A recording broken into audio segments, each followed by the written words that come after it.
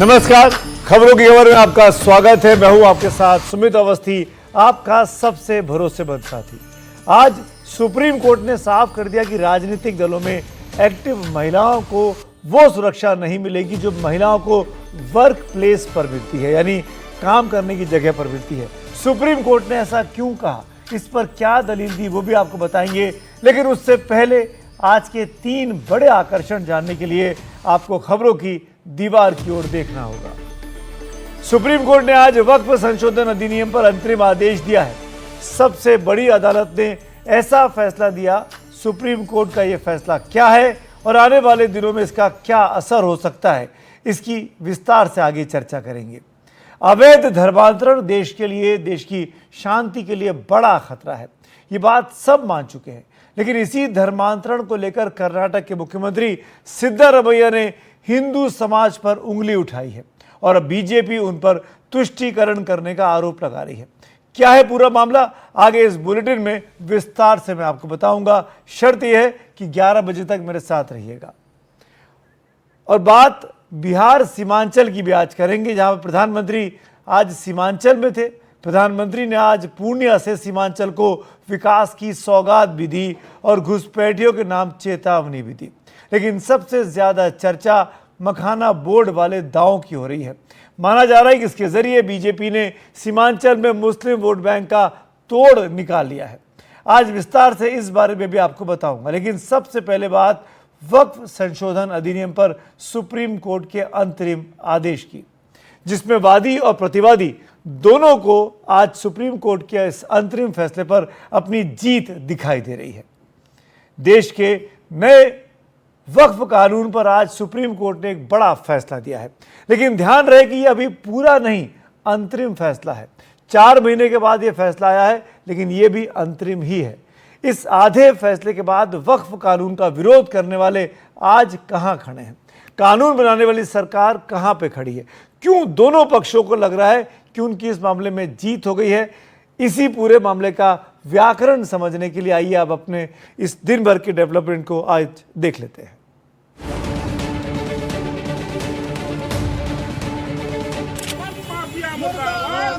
अलीगढ़ में हिंदू और मुसलमान गले मिल रहे हैं, पीएम मोदी को धन्यवाद दे रहे हैं और मिठाई खा रहे हैं, खिला रहे हैं। वजह है वक्फ बोर्ड कानून पर सुप्रीम कोर्ट का अंतरिम फैसला। उस एक्ट में जो विशेष पावर थी और उन पावर की आड़ लेकर के बोर्ड के कर्मचारी, अधिकारी और माफिया उनका फायदा उठाते थे, उन पर कार्रवाई नहीं होती थी। तो ये जो अब नया कानून बना है, इसमें उनके खिलाफ कार्रवाई होगी और गरीबों को अधिकार मिलेंगे और न्याय मिलेगा। मोदी जी का आभार व्यक्त किया है और देश के मुसलमानों से भी अपील करते हैं कि ये चंद जो कटपुल्ला हैं, जो कटपुल्लाओं की फौज है, उनके बहकावे में ना आए, अपना भला और बेहतर समझे। इनकी खुशी पूरी है या अधूरी पता नहीं, लेकिन सुप्रीम कोर्ट ने जो आज कहा है उसमें 4 बातें प्रमुखता से देखी जा रही हैं। पहली, वक्फ अमेंडमेंट एक्ट 2025 कानून पर पाबंदी नहीं लगेगी। दूसरी, वक्फ पर केंद्र सरकार का नया अधिनियम जारी रहेगा। तीसरी, सीईओ की नियुक्ति पर रोक नहीं, कोशिश करें कि मुस्लिम हो। चौथी, अंतिम निर्णय होने तक संपत्तियों के अधिकार प्रभावित नहीं होंगे। इसके अलावा सुप्रीम कोर्ट ने नए वक्फ अधिनियम की कुछ बातों पर फिलहाल रोक लगा दी है, जिसमें प्रमुख है वक्फ करने वाले की योग्यता। अधिनियम के मुताबिक वक्फ करने वाला मुस्लिम होना चाहिए और कम से कम 5 साल से इस्लाम प्रैक्टिस कर रहा हो। इस पर सुप्रीम कोर्ट का स्टे हो गया। सुप्रीम कोर्ट ने कहा कि फैसला तब संभव है जबकि राज्य ये तय कर लें कि मुसलमान कौन है। इसके अलावा वक्फ संपत्ति पर कलेक्टर के अधिकार पर रोक लगा दी है। स्वामित्व पर ट्रिब्यूनल या न्यायालय का फैसला ही अंतिम होगा। वक्फ बोर्ड में गैर मुस्लिमों की सदस्यता वाले नियम पर भी रोक लगा दी है। अब केंद्रीय वक्फ बोर्ड में 20 में से 4 से ज्यादा और राज्य वक्फ बोर्ड में 11 में से 3 से ज्यादा सदस्य गैर मुस्लिम नहीं होंगे। सुप्रीम कोर्ट ने अधिनियम के उस नियम पर भी रोक लगा दी जो कहता है कि संबंधित अधिकारी की रिपोर्ट के बिना कोई प्रॉपर्टी वक्फ नहीं मानी जाएगी। सुप्रीम कोर्ट ने यह भी कहा कि वक्फ बाय यूजर हटाने से वक्फ की जमीन हड़प ली जाएगी। पहली नजर में यह आरोप बेबुनियाद है। अतिक्रमण मामले में अधिकारी की रिपोर्ट न आने तक वक्फ भूमि की मान्यता रद्द होने वाले प्रावधान पर भी रोक लगा दी गई है। ये जो इंटरिम ऑर्डर आया है, इससे जो कानून मोदी सरकार ने बनाया है, मोदी गवर्नमेंट ने बनाया है, एनडीए ने बनाया है, इससे वक्फ प्रॉपर्टीज का तहफ़्फ़ुज़ नहीं होगा, प्रोटेक्शन नहीं होगा और एंक्रोचर्स को रिवॉर्ड किया जाएगा। वक्फ प्रॉपर्टीज में कोई डेवलपमेंट नहीं आएगा। तो इसीलिए हम उम्मीद करते हैं कि सुप्रीम कोर्ट जल्द से जल्द एक फाइनल डिसीजन लेने के लिए जो भी ज़रूरी इक़दामात करना है वो सुप्रीम कोर्ट करे। कोर्ट के फैसले का स्वागत करता हूं। माननीय सुप्रीम कोर्ट ने नए वाले कानून को एक तरीके से पूरी तरह वैलिडेट कर दिया है। बहुत सारे ऑब्जेक्शन लिए गए थे, बहुत सारे धाराओं पे स्टे करने की मांग की गई थी, माननीय सुप्रीम कोर्ट ने उसको नकार दिया है। केवल उनको इतनी रिलीफ मिली है कि जो नए वाले कानून में व्यवस्था थी कि जो 5 साल तक प्रैक्टिसिंग मुस्लिम होगा वही वक्फ कर पाएगा, उसको माननीय सुप्रीम कोर्ट ने स्टे किया है। बाकी और सारी मांगे नकार दी गई हैं। जहां तक बात ये थी कि ये डीएम के यहां सुनवाई होगी या ट्रिब्यूनल में, उस पर भी स्पष्ट कर दिया है कि जो मामले ट्रिब्यूनल में चल रहे हैं उसकी ट्रिब्यूनल में ही सुनवाई होती रहेगी। लेकिन जो नया आएगा विषय वो डीएम के सामने जा सकता है या वो आदमी कोई ट्रिब्यूनल में ले जाना चाहे तो ट्रिब्यूनल में भी, उसमें कोई अभी तक रोक नहीं लगाई है। मोदी जी अब तक जो भी बिल लाए हैं उनका विरोध विपक्ष ने किया, उनका समर्थन किसी भी बिल पर उन्होंने नहीं किया। तो मुझे लगता है कि अब जो है इस पर शायद इस पर जो लोग विपक्ष जो राजनीति कर रहा था वक्फ के मामले पर, उस पर शायद अब पूर्ण विराम लगा है। इंटायर एक्ट है, कानून है, उस पर स्टे नहीं लगाया गया है, जबकि हम लोगों की डिमांड यही थी कि इंटायर एक्ट पे स्टे हो। लेकिन उसके बावजूद भी जिन भी प्रोविजंस पर स्टे हुआ है उसको भी हम लोग वेलकम करते हैं, इस उम्मीद के बाद कि जब इंशाल्लाह फाइनल फैसला आएगा तो कंप्लीट रिलीफ और राहत हासिल होगी। और खासकर सेक्शन 3 और 4 पर जो स्टे हुआ है वो एक बड़ी जीत है। बहुत शुक्रिया, ये बहुत अच्छा फैसला है और सरकार की साजिश और सरकार की मंशा पर माननीय उच्चतम न्यायालय ने बड़े पैमाने पर रोक लगा दी है, अंकुश लगा दी है। तो पूरे देश में अपनी ज़मीनें दान करने वाले लोग, धार्मिक कामों के लिए, सामाजिक कामों के लिए, जिनको ये डर था कि सरकार उनकी ज़मीनें लूटने की कोशिश करेगी, फौरी तौर पर उनको बहुत बड़ी राहत मिली। वक्फ अमेंडमेंट एक्ट पर सुप्रीम कोर्ट ने वक्फ अमेंडमेंट एक्ट पर रोक नहीं लगाई। ये जो लोग गए थे इस उम्मीद में कि सुप्रीम कोर्ट पूरा बिल पर ही रोक लगा देगी, एक्ट पर, ये नहीं हो पाया। 2-3 प्रावधान के बारे में सुप्रीम कोर्ट ने अलग राय दी है, अलग फैसला दिया है, वो स्वागत योग्य है। सरकार उन सब चीज़ों को एड्रेस करेगी। वो जो वक्फा यूज़र को लेके, उसके बाद जो प्रैक्टिसिंग मुस्लिम का जो 5 साल था उस पर रोक लगाई और एक सीमित संख्या में नॉन मुस्लिम हो, लेकिन ओवरऑल जो एक्ट बना है उस पर रोक नहीं लगाई। बिहार में चुनाव और उसके पहले वक्फ पर ये एक अंतरिम फैसला आया है। जाहिर तौर पर दोनों पक्षों को इसमें अपनी जीत दिखाई दे रही है। आगे बढ़ते बात बिहार से आपको सीधे कर्नाटक की तरफ ले चलता हूं। कर्नाटक के मुख्यमंत्री सिद्धारमैया ने धर्मांतरण के लिए हिंदू धर्म और हिंदू समाज को जिम्मेदार ठहराया है। उन्होंने कहा कि धर्मांतरण की असल वजह हिंदू धर्म में फैली असमानता है। उनके इस बयान पर अब सियासी घमासान शुरू हो गया है। अब बीजेपी सिद्धारमैया से पूछ रही है कि क्या वो यही सवाल इस्लाम या किसी और धर्म को लेकर पूछ सकते हैं, क्योंकि असमानता तो हर धर्म में है।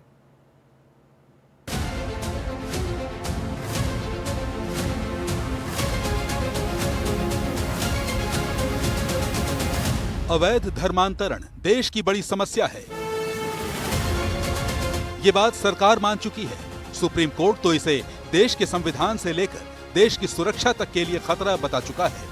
लेकिन कर्नाटक के मुख्यमंत्री सिद्धारमैया अवैध धर्मांतरण की समाज शास्त्रीय व्याख्या कर रहे हैं। भले ही हम कहें कि धर्मांतरण ना करें, कुछ लोग ये काम व्यवस्था के कारण करते हैं। अगर हमारे हिंदू समाज में समानता और समान अवसर होते तो कोई धर्मांतरण क्यों करता? क्या हमने छुआछूत नहीं बनाई? इस्लाम, ईसाई या किसी भी धर्म में असमानताएं हो सकती हैं। हमने या बीजेपी ने किसी को धर्मांतरण करने के लिए नहीं कहा, लेकिन लोगों ने किया, ये उनका अधिकार है। सिद्धारमैया ने धर्मांतरण के लिए हिंदू समाज में खोट क्यों देखा, ये बड़ा सवाल है। इसकी भी पड़ताल करेंगे, लेकिन उससे पहले सिद्धारमैया के इस बयान का बैकग्राउंडर बता देते हैं। दरअसल कर्नाटक में 22 सितंबर से जातिगत जनगणना शुरू हो रही है। इसी सिलसिले में पत्रकारों के सवालों का जवाब दे रहे सिद्धारमैया ने धर्मांतरण का जिक्र किया और हिंदू समाज को गुनहगार बता दिया। अब बीजेपी कह रही है कि सिद्धारमैया अवैध धर्मांतरण रैकेट को कवर फायर दे रहे हैं, हिंदुओं के खिलाफ झूठ की रोज नई सीरीज निकाल रहे हैं। देखिए, सिद्धारमैया इंडी गठबंधन के नेताओं की उस जमात में शामिल हैं जो लगातार सनातन धर्म के अपमान का कोई ना कोई बयान सीरीज में जारी कर रहे हैं। वास्तव में धर्मांतरण के पीछे जो घटनाएं हो रही हैं उसके पीछे आया है कि एक नियोजित ढंग से भारत के अंदर धर्मांतरण का विषय चल रहा है। इसके पीछे धर्म को कमजोर करने की साजिश है। अगर जाति के आधार पर धर्मांतरण की बात है तो जो मुसलमान लोग हैं वे भी जाति के आधार पर पिछड़े अपने आप को बताते हुए आरक्षण की बात क्यों करते हैं? मुझे लगता है समस्याओं से ध्यान भटकाने के लिए सिद्धारमैया सनातन के विरोध में बयानबाजी कर रहे हैं। राजनीतिक बयानबाजी एक तरफ, लेकिन इस देश में अवैध धर्मांतरण एक कड़वी हकीकत है। आंकड़े इसकी गवाही देते हैं। उत्तर प्रदेश में साल 2022 से 2024 के बीच अवैध धर्मांतरण के 370 मामले सामने आए। मध्य प्रदेश में इसी दौरान 45 मामले सामने आए। इसी तरह कर्नाटक में 2022 से 2024 के बीच अवैध धर्मांतरण के 35 मामले सामने आए। उत्तराखंड में इसी दौरान अवैध धर्मांतरण के 35 मामले सामने आए। 2022 से 2024 के बीच देश भर में अवैध धर्मांतरण के करीब 700 मामले सामने आए। खास बात यह है कि ये वो मामले हैं जो रिपोर्ट किए गए। अवैध धर्मांतरण के मामलों की वास्तविक संख्या इससे कहीं ज्यादा हो सकती है और सिद्धारमैया इसके लिए हिंदू समाज की असमानता को जिम्मेदार ठहरा रहे हैं। इसलिए बीजेपी पूछ रही है कि असमानता क्या सिर्फ हिंदू धर्म में है? क्या ईसाई धर्म और इस्लाम इससे बिल्कुल अछूते हैं? धर्मांतरण राष्ट्र के लिए खतरा है और राष्ट्र के लिए जो खतरा है न जाने क्यों प्रतिपक्ष उसको भारतीय जनता पार्टी से जोड़ करके उसका विरोध करने लगता है। हिंदू धर्म से धर्मांतरण ये निश्चित तौर पर राष्ट्र की आंतरिक सुरक्षा और बाह्य सुरक्षा के लिए गंभीर खतरा उत्पन्न करता है। अब उसमें आप कारण तलाश रहे हैं कि हिंदुओं में जातियां हैं इसलिए धर्मांतरण होता है। क्या इस्लाम में जातियां नहीं है? क्या ईसाइयत में जातियां नहीं है? हर मजहब में जातियां हैं। जातीय भेदभाव के खिलाफ तो हिंदुओं के भीतर कई बार आंदोलन हुए हैं, अभियान हुए हैं, जन जागरण के अभियान हुए हैं, लेकिन तमाम अन्य मजहबों में तो इसके लिए कोई कारण भी नहीं बने। उसके बावजूद हिंदुओं के धर्मांतरण को वाजिब ठहराने की ये कोशिश बहुत घातक है, देश के लिए नुकसानदेह है। बीजेपी सिद्धारमैया पर सीधे सीधे तुष्टीकरण का आरोप लगा रही है। वैसे सिद्धारमैया पर यह आरोप पहली बार नहीं लगा है। सिद्धारमैया ने कुछ दिन पहले कहा था कि बेंगलुरु के शिवाजी नगर में बन रहे मेट्रो स्टेशन का नाम उन्होंने केंद्र सरकार से सेंट मेरी के नाम पर रखने की सिफारिश की है। बीजेपी ने इसे भी तुष्टीकरण बताया था। शिवाजी नगर स्टेशनचं नाव बदलून शिवाजी मेट्रो स्टेशन का नाम बदलकर सेंट मैरीज करने की कांग्रेस सरकार की मांग की निंदा करते हैं। वो शिवाजी महाराज को अपमानित करने का काम कर रहे हैं। कांग्रेस धर्म विरोधी व्यवस्था बनाने का काम कर रही है। सिद्धारमैया कभी शिवाजी नगर के मेट्रो स्टेशन का नाम सेंट मेरी रखने का प्रस्ताव भेजने की बात करते हैं तो कभी वो धर्मांतरण के बढ़ते मामलों के लिए हिंदू धर्म और समाज को जिम्मेदार ठहराते हैं। इसकी वजह क्या है? ये महज संयोग है या सियासी प्रयोग? ये समझने के लिए कुछ आंकड़े आपके सामने में रख देता हूं। कर्नाटक में हिंदू आबादी करीब 84% है, मुस्लिम आबादी 12.92% है और अन्य समुदायों की आबादी 3.08% है। 224 विधानसभा सीट वाले कर्नाटक में 40 से 45 सीटें ऐसी हैं जहां हार और जीत का फैसला मुस्लिम वोट से होता है। आपको ऐसी कुछ सीटों के बारे में भी अब बता देते हैं। शिवाजी नगर में 45% मुस्लिम वोटर हैं, पुलकेशी नगर में 40%, चामराजपेट में 35%, बीजापुर सिटी में 40%, गुलबर्गा उत्तर में 40% मुसलमान हैं, बीदर में 35% अल्पसंख्यक हैं, बागलकोट में 25% मुस्लिम हैं, हुबली धारवाड़ पूर्वी में 30% मुस्लिम हैं, मैसूर शहर में 25% और रायचूर में लगभग 25% मुस्लिम वोटर हैं।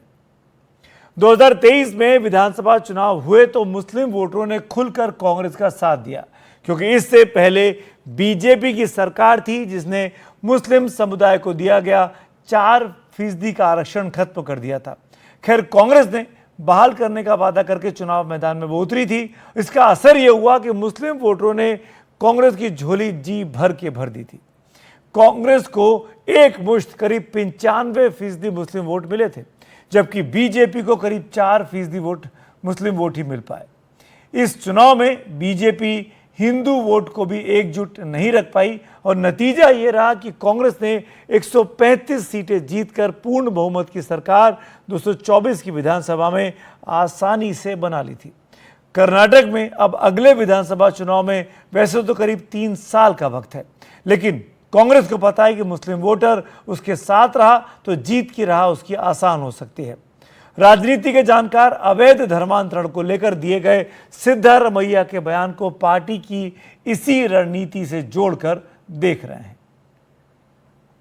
पार्टी कोई भी हो, नेता वही कहते हैं जो उनके वोटर सुनना चाहते हैं या फिर वो कहते हैं जिससे सही संदेश पहुंचाया जा सके। इसीलिए सवाल है कि सिद्धारमैया ने धर्मांतरण को लेकर जो कुछ कहा उसके जरिए क्या वो अपने वोटर्स को मैसेज देने की कोशिश कर रहे थे? कांग्रेस का मकसद चाहे जो भी हो, लेकिन धर्मांतरण को लेकर इलाहाबाद हाईकोर्ट के जस्टिस रोहित रंजन ने एक बड़ी बात कही थी। उसके बारे में आपको जरूर यहां पर जानना चाहिए। इलाहाबाद हाईकोर्ट के जस्टिस रोहित रंजन ने धर्मांतरण पर बड़ी टिप्पणी की थी। 4 जुलाई 2024 को उन्होंने कहा था कि अगर धर्मांतरण को रोका नहीं गया तो एक दिन बहुसंख्यक आबादी अल्पसंख्यक हो जाएगी। पिछले साल मई में प्रधानमंत्री की आर्थिक सलाहकार समिति की एक स्टडी भी सामने आई थी, जिसमें दावा किया गया था कि देश में 1950 से 2015 के बीच हिंदुओं की आबादी 7.8% तक घट गई। जब जाहिर है इसमें अवैध धर्मांतरण के रोल से भी इनकार नहीं किया जा सकता। वैसे अवैध धर्मांतरण का खतरा बरसों पहले से महसूस किया जा रहा है। इसके खिलाफ सबसे पहले ओडिशा ने साल 1967 में कानून बनाया। इसमें 2 वर्ष के जेल की सजा और 10,000 रुपए तक का जुर्माना तय किया गया था। 1968 में मध्य प्रदेश की कांग्रेस सरकार ने भी अवैध मतांतरण के खिलाफ कानून बना दिया था। 2020 में शिवराज सरकार ने इसमें संशोधन कर अधिकतम 10 वर्ष की कैद और 1 लाख रुपए तक के जुर्माने का प्रावधान जोड़ दिया।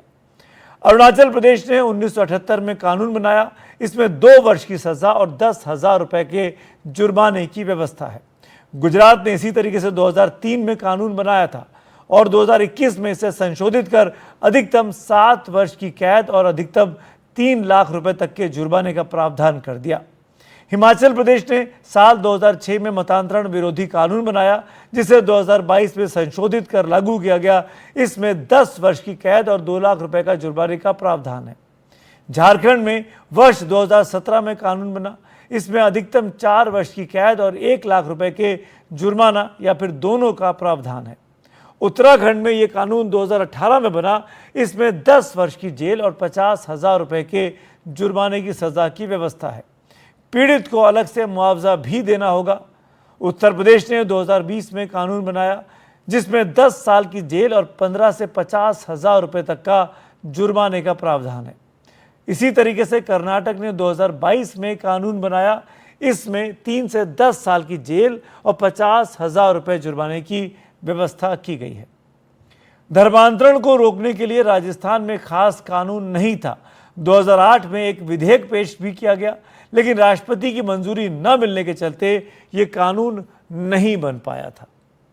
लेकिन इस बार बीजेपी सरकार ने धर्मांतरण के खिलाफ जो कानून बनाया है वो सबसे कड़ा कानून है। इसमें 10 साल तक की जेल और 50 लाख रुपए तक के जुर्माने का प्रावधान नाबालिगों, महिलाओं या अनुसूचित जाति जनजाति के लोगों का धर्मांतरण कराने पर आजीवन कारावास तक की सजा भी है। सामूहिक धर्मांतरण कराने पर दोषियों की संपत्ति जब्त करने और बुलडोजर चलाने का प्रावधान भी राजस्थान में किया गया है। धर्मांतरण का मामला राजनीति का नहीं, देश की सुरक्षा का है। 2022 में सुप्रीम कोर्ट ने यही बात कही थी और केंद्र से इसके खिलाफ उठाए जा रहे कदम को लेकर हलफनामा भी मांगा था, लेकिन राजनीतिक दल कभी बाज नहीं आते और इस बार धर्मांतरण पर राजनीति की शुरुआत सिद्धारमैया के बयान से हो चुकी है। आइए आगे बढ़ते आज की अगली खबर की ओर। प्रधानमंत्री मोदी आज बिहार में थे। घोषित तौर पर यह चुनावी दौरा नहीं था, लेकिन सीमांचल में आने वाले पूर्णिया से प्रधानमंत्री ने जो ऐलान किए उससे राजनीति गर्म है। दरअसल प्रधानमंत्री ने आज बिहार को 36,000 करोड़ रुपए की विकास परियोजनाओं की सौगात दी। डेमोग्राफी का मुद्दा भी उठाया, कहा कि घुसपैठियों को बाहर जाना ही होगा। सियासी गलियारों में इनकी चर्चा तो हो रही है, लेकिन सबसे ज्यादा चर्चा बीजेपी के मखाना बोर्ड वाले दांव की है, क्योंकि राजनीति के जानकार कह रहे हैं कि यह सीमांचल में विपक्ष के मुस्लिम वोट बैंक की बड़ी काट बन सकता है।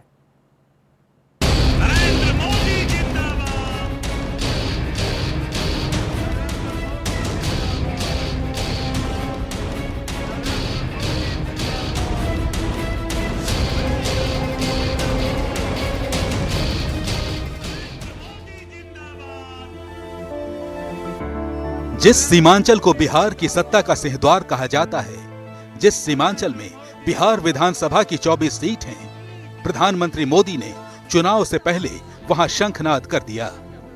बिहार के नाम 36,000 करोड़ रुपए की विकास परियोजनाएं और घुसपैठियों के नाम चेतावनी, यानी दोनों काम एक साथ। जो लोग घुसपैठियों की ढाल बनते हैं वो सुन ले, भारत में भारत का कानून चलेगा, घुसपैठियों की मनमानी नहीं चलेगी। ये मोदी की गारंटी है।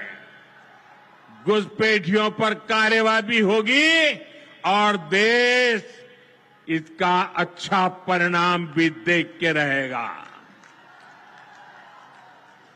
घुसपैठ के समर्थन में कांग्रेस आरजेडी वाले जो विषय उछाल रहे हैं, बिहार और देश की जनता उन्हें बहुत करारा जवाब देने जा रही है। पश्चिम बंगाल से पूर्णिया पहुंचे प्रधानमंत्री मोदी ने सीमांचल पर कनेक्टिविटी के उपहारों की बौछार कर दी।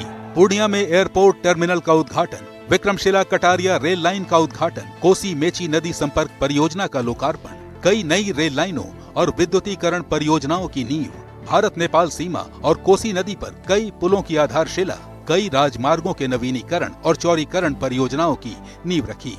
लेकिन इन सब में खास रही राष्ट्रीय मखाना बोर्ड के मुख्यालय की आधारशिला, जिसका नोटिफिकेशन प्रधानमंत्री मोदी के पूर्णिया पहुंचने से पहले ही जारी हो चुका था।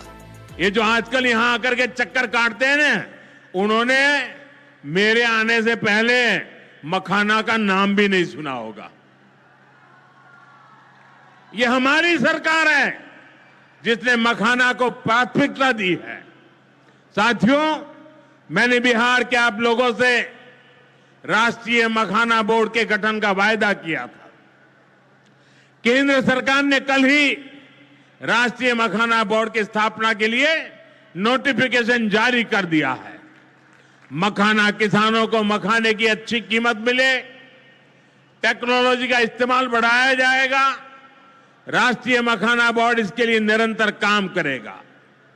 मखाना सेक्टर के विकास के लिए हमारी सरकार ने करीब 550 करोड़ रुपए की योजना को मंजूर किया है। इसके जरिए प्रधानमंत्री ने एक तीर से कई निशाने साध लिए, बिहार की बरसों पुरानी मांग पूरी की और विरोधी दलों की धड़कन भी बढ़ा दी। दरअसल राष्ट्रीय मखाना बोर्ड को सीमांचल की राजनीति में निर्णायक समझे जाने वाले मुस्लिम वोट बैंक की कार्ड के तौर पर देखा जा रहा है। सीमांचल की सियासत जातीय और धार्मिक समीकरणों से चलती है, जिसमें मुस्लिम आबादी की भागीदारी सबसे ज्यादा है। अररिया में 43%, किशनगंज में 68% मुस्लिम वोटर हैं, पूर्णिया में 39% मुस्लिम आबादी है, कटिहार में 45%, जो इन जिलों की 24 विधानसभा सीटों पर हार जीत में निर्णायक भूमिका निभाती रही है। लेकिन बिहार में एनडीए इस बार विकास के दम पर बड़ी कामयाबी की उम्मीद लगाए बैठा है। बहुत शुभ का दिन है। सीमांचल के लिए जो काम किया है ये बधाई के पात्र है। बिहार के विकास के प्रति प्रधानमंत्री नरेंद्र मोदी जी और मुख्यमंत्री नीतीश कुमार जी दोनों समर्पित हैं। लिए प्रधानमंत्री जी के प्रति हृदय से आभार पूरे बिहार वासियों की ओर से। और हमने आग्रह किया है आम लोगों से, पूर्णिया वासी, अगल बगल के जिला के लोग, जिस तरह से प्रधानमंत्री जी ने झोली में भर कर दिया है उसी तरह से लोग झोली में भरकर विधानसभा चुनाव में जिताए। सीमांचल का वोट गणित भारतीय जनता पार्टी को हमेशा मुश्किल में डालता रहा है। पिछले 2 विधानसभा चुनाव के नतीजे बताते हैं कि यहाँ जेडीयू जिसके साथ रही उसका पलड़ा भारी रहा। 2015 में यहाँ की 24 में से 17 सीटें महागठबंधन ने जीती, तब जेडीयू महागठबंधन के साथ थी। 2020 में महागठबंधन केवल 7 सीटें जीत पाई। जेडीयू इस चुनाव में एनडीए का हिस्सा थी। 2020 में एआईएम ने महागठबंधन के वर्चस्व वाली 5 सीट पर जीत हासिल की।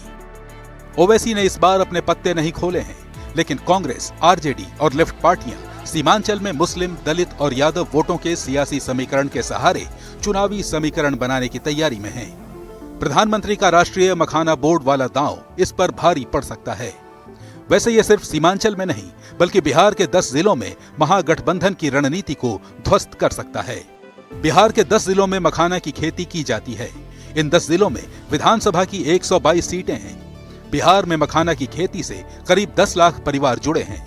मखाना की खेती को पहले सहनी समाज के लोगों का व्यवसाय माना जाता था, लेकिन अब शिक्षित बेरोजगार भी इसकी खेती से जुड़ने लगे हैं। और राष्ट्रीय मखाना बोर्ड की स्थापना मखाना उद्योग को बढ़ावा देने की दिशा में एक बड़ा कदम माना जा रहा है। यही कारण है कि पीएम मोदी का ये दौरा केवल विकास परियोजनाओं तक सीमित नहीं है, इसके अपने राजनीतिक मायने भी हैं। बिहार के विकास के लिए पूर्णिया और सीमांचल का विकास जरूरी है। आरजेडी और कांग्रेस की सरकारों के कुशासन का बहुत बड़ा नुकसान इसी क्षेत्र को उठाना पड़ा है, लेकिन अब एनडीए सरकार स्थिति बदल रही है। अब ये क्षेत्र विकास के फोकस में है। आइए अगली खबर की ओर आगे बढ़ते हैं। गुजरात के जामनगर में बने विश्व प्रसिद्ध जूलॉजिकल रेस्क्यू और रिहैबिलिटेशन सेंटर वनतारा को सुप्रीम कोर्ट के एसआईटी ने क्लीन चिट दे दी है। वनतारा की जांच के लिए सुप्रीम कोर्ट ने जो एसआईटी बनाई थी वो central zoo authority, wild life crime control bureau, sites management authority of India, CBI, ED, DRI, custom department और पुलिस के साथ मिलकर आरोपों की जांच कर रही थी। इसीलिए वनतारा को मिली क्लीन चिट 8 एजेंसीज की क्लीन चिट मानी जा सकती है। जैसा कि आप सब लोग जानते हैं कि वनतारा देश में अपने तरह का एक अनूठा प्रयोग है जो जीव जंतु और वनस्पतियों को संरक्षण की दिशा में यूनिक माना जाता है। यहाँ जीव जंतुओं का नेचुरल माहौल में इलाज होता है, लेकिन जीव जंतु को यहाँ लाने में नियमों को तोड़ने के आरोप लगे थे। केस सुप्रीम कोर्ट पहुंचा तो सुप्रीम कोर्ट ने 25 अगस्त को एक एसआईटी बनाई थी।